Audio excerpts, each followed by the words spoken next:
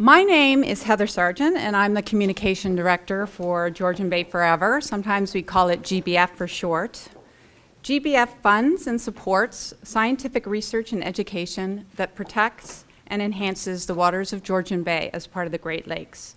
I think we all want to see the waters of Georgian Bay and the Great Lakes healthy and thriving for future generations. It was about a year ago today that I first heard that funny word Phragmites at a workshop put on by the Georgian Bay Association and GBF. It got me so inspired and so angry, that's me looking angry, that I decided to do whatever I could to stop this plant from taking a foothold in Woods Bay. I started my own community blog and group, met so many committed and passionate people, some of whom I see today. I did some good things in some wetlands, and ultimately it led me here today to be with you. I hope that you can be similarly inspired. We want to encourage any of you to share your stories, your questions, even your frustrations around Phragmites. If we cannot tackle them all today, they will be noted and we'll be certain to follow up with you. So what is our goal? I think long term, and ultimately we want to eradicate Phragmites from Georgian Bay. As a sort of short-term goal, we want to remove twice as much as we did last year. And when I say we, that was people like you, and many of you here, were able to remove about 8,000 kilograms of Phragmites in over 16 communities. I think it's very doable based on the attendance today to do twice as much. The trick with Phragmites is really having the right plan for the right situation. Obviously, what you see in the one picture is a very different situation and requires a different management technique than you see in the other picture where it's very pervasive. Today, I hope we can all leave today learning how we can contribute individually, as a community, and as a municipality. We have an aggressive agenda today, starting with why is this plant so destructive? We're going to move into the types of controls. Then we're going to break for about 15 minutes or so and break into a municipal group and a community group. And in your handouts, again, I tried to give you a little piece of paper that might help you self-identify which group you want to be in. I can't play this video for you today because I don't have Wi-Fi, but I think it's a very fun one, and I invite you all to check it out. It's sort of a summary of what we did last year. It's kind of a horror video to get you inspired for 2016. Well, thanks, Heather. It's a good video, and it's getting lots of hits, so yeah, go have a look at it. It's fun. Heather's creativity coming through. Invasive species are alien to the territory that they're in, and they cause harm in that territory. We can have alien species that are amongst us and don't do any harm, in which case we're not that worried. They can learn to play by the rules. But an invasive species is one that actually causes harm, health effects, causes harm to the economy or to the ecosystem. And Phragmites is certainly very high up on that list. If you start looking at the types of damage that that particular plant can do. And when we talk strategies of preventing that plant, we're really trying to encourage the view of, from a financial perspective, of taking early action, because it's the cheapest thing to do. And it's why that we've been out in the community for the last 4 or 5 years, trying to educate folks and really start to take a look at this plant. In locations where nothing's been done and people have just kind of been a little bit complacent, the problem multiplies exponentially. This plant grows at an enormous rate, and we'll talk about that. In communities where we can just start to see infestations happening now, ideally we put the resources to it today, and it means that 5 years into the future we're hardly spending any time. It's just a little bit of touch-up maintenance or keeping vigilant, seeing where that plant is. And I'm using an example of Asian carp as another opportunity for prevention here. If we can prevent Asian carp from getting into the Great Lakes in the first place, imagine all the money that we're going to save going forward in trying to deal with them and keep them out. And I'm sure this is another one where everybody's seen those videos of the silver carp leaping out of the water every time somebody goes by in a boat, right? Or sometimes it's simple things that can actually lead to those preventions. Public education is one opportunity for that.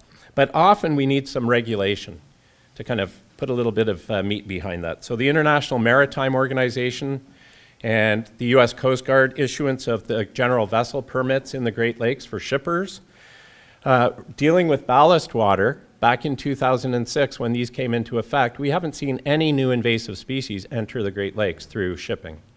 Okay, so that was a case of regulation actually having a very, very significant impact. And it may be that municipally we need to come up with similar types of regulations when it comes to, or bylaws, when it comes to selling invasive species as ornamental plants. And miscanthus is one that's currently still being sold, right? And what is it?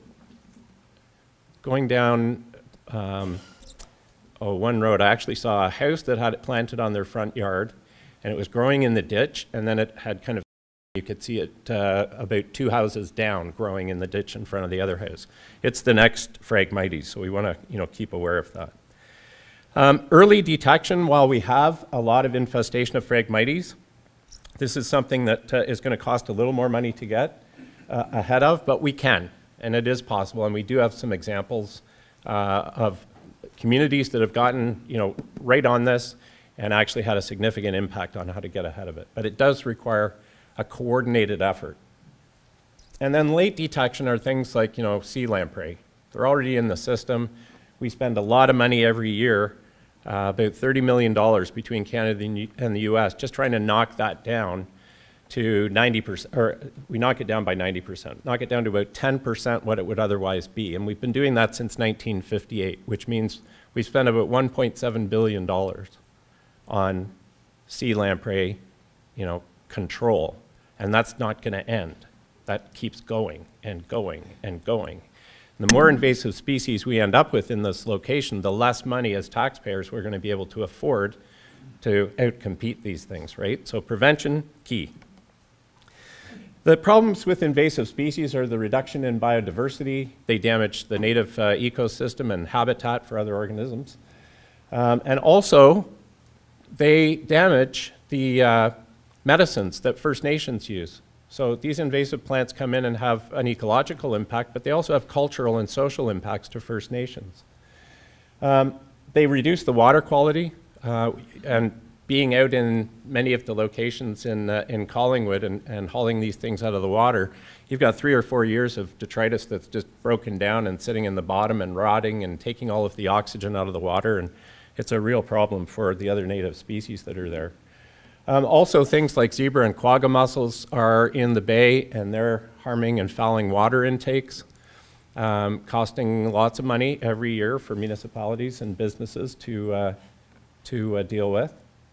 And if you look at the massive fish and bird die-offs that we've had as a result of botulinum toxins that come from the quagga mussels, and then the goby eating those, and then our shorebirds and fish eating the goby, we have, tens of thousands of birds and fish have died off because of that. And not to mention that in some cases, like the Eurasian milfoil, if anybody's related to the marina industry, Thornbury, I think, had to actually move their docks out a couple of years ago because of the Eurasian milfoil that was getting in at the same time that water levels were really low. And sailboat keels were just getting stuck in the stuff and couldn't move. So the big thing for me, though, is that they really waste a lot of time and harm the economy. They waste our energy. We could be doing other things that would be positive instead of having to worry about eradication of Phragmites. But eradication today is going to be a cheaper thing to do than waiting for 5 years and then trying to deal with the problem. So Phragmites is very destructive. You've all seen the worst case of it, where it gets to be this 18-foot tall plant. If you're driving down the road, sometimes it only looks like it's maybe 6 or 7 feet tall, but by the time you actually climb down into the ditch and see it, it's way over your head. Strong competitor for nutrients from other plants because it grows so prolifically and quickly. It's also allelopathic, which means it actually puts a toxic chemical out into the soil that causes the other plants to actually inhibit their own growth. They break that gallotannic acid down with the enzyme tannase, produce gallic acid in their own root system, and gallic acid is a root growth inhibitor. So our plants are not really able to compete biologically with this organism either. And we don't have any effective natural controls. The stuff you've seen growing right across the asphalt or up through it in many cases, very prolific grower. It's got the rhizomes under the ground, but also these stolons on the surface of the ground that can go about 85 feet. In fact, if you look at the rate of growth of this, almost half a meter, little over, or just under half a meter in 4 days. of growth. That's the stolon across the surface. So a very significant plant, 2,000 seeds in a seed head. And every so often, as these stolons kind of shoot out across bedrock even, they're sending new shoots up, new growth. So very, very prolific. The historical distribution of the plant, which basically started off in the late 1800s in New England, but it started to spread pretty rapidly because they were planting it as an ornamental grass in many cases. And also the roadways and highways started to open up with the superhighways back after the Second World War. And that mode of transit of this plant just took off. So here's 1950, here's 2010. And if we don't do anything, this is the prognosis for 2030. So we really want to, be winding this map backwards and doing whatever we can do now to kind of get ahead of this particular species. The plant itself is, it grows because it eliminates all of the other competition, and because it grows so prolifically, it ends up in these big monoculture, massive stands of the plant. 200 stems per square meter. And because the invasive plant doesn't break down as easily as the native plant does, after you have a mature stand like this, about 60% of the stems are the previous year's dead stalks, 2 or 3 years, and only about 40% of that stand is actually new growth. So the one little piece of encouragement out of that bad news is the first year we go in and cut, we're cutting 200 stems out of a 1 square meter stalk because we have to remove everything. But the next year, only 40% of it's going to be new. So that means we're only going to have about 80 stems that come up in that next year, which means our work is drastically diminished even by year 2, right? Not to mention other things that we're trying to do. And again, these stands become they become a physical barrier between any organism that goes back and forth between the land and the water. For example, turtles that may come in, they want to get on shore, they want to nest or lay their eggs or use the shoreline as habitat. And you imagine being a little turtle and trying to get back through that particular stand. These things end up exhausted, either going in or coming out. And many times when we're into these large stands, you find lots of dead turtles and things like that. Even in the larger stands down around Rondo Park, dead deer in the middle of these things because they get in the middle of it and they get disoriented and exhausted just trying to bound around and get out of the stuff. So that's an unfortunate reality, but map turtles and blanding turtles, routinely found dead in those stands. It's hard enough when you're human, and Lynn Short, who works on Wimblewood Beach up in Tiny, was talking about having a team of students and herself into a stand cutting it. And her husband was kind of they were just taking seed heads off at the time, but her husband was taking a bin up and down and he kept having to call to them, okay, where are you guys now? I've got the bin. Where are you? I can't see you. It gets very disorienting. And we have, our native wetlands with this large degree of biodiversity, lots of plants, and then we end up with monoculture wetlands if we don't do anything. So it's really important to get ahead of this thing. And again, that large stands that may require different types of treatments versus a coastal wetland that only has a few shoots in it right now that may be a lot different methodology that we would use to get rid of it. But you can see this type of plant and the amount of biomass that the Phragmites ends up being. 97% of what's out there is Phragmites. Only 3% are all of the other remaining biodiversity. And of course, there's hydrological alterations and changes to the nutrient cycles and things like that we'll talk about later. So the wetlands are important. We have many reasons to keep them, and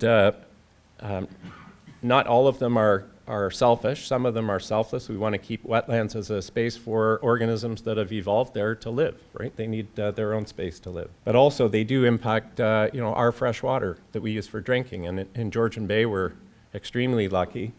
The amount of, processing that we need to do on our drinking water is minimal because it's a very, very clean source to begin with. And so it's cheaper for us to get water than it is in other locations where the water source is very highly contaminated. And think about the Toledans in 2014 that completely lost their drinking water. In Toledo, 500,000 people lost their drinking water because toxic blue-green algae blooms. 2 years ago, right? That's on the Great Lakes too, but very different up here. Climate change is already having an impact, and Mayor Cooper showed some slides from the NASA study. The Great Lakes St. Lawrence River Cities Initiative, Georgian Bay Forever, and NASA were the groups that were doing that study. And the slides that she showed were from two different time periods, 1987 and 2013. 1987, of course, was when water levels were almost at just coming off their all-time ever recorded high. And 2013 was we were just rebounding off the all-time ever recorded low. So about 6 feet of difference between those two water regimes. And if you get rid of all of the land classifications except the wetlands, and then we'll do a little bit of mathematical processing to make it easy to see what I'm talking about here. Anywhere where you see red, we lost wetlands as the water levels dropped. And anywhere where you see blue, we gained wetlands. Now, I know Dave will talk about it, but specifically if you look down in the Collingwood coastline, you will see some blue in certain areas where we actually did gain wetlands as the water levels dropped. But predominantly, we lost. And the net result was in the south part of Georgian Bay, and you can pretty much go from Parry Sound to Tobermory, 10% of wetlands disappeared in that water level decline. And about 7% emerged in the north part of Georgian Bay. So if we have Phragmites coming into our southern Georgian Bay wetlands, and they take over 30, 40, 50% of them, and we have the ongoing continued expectation of declining water levels through the long term because of climate change, taking away another 10 or 15%, you could be looking at half of the wetlands disappear if we don't take action. So it is important what we're doing, arguably even more so in the southern parts of Georgian Bay. So the net result there was a 3.8% loss of wetlands. But as I said, we don't want any more of those to go to Phragmites. That's enough. That's enough all by itself.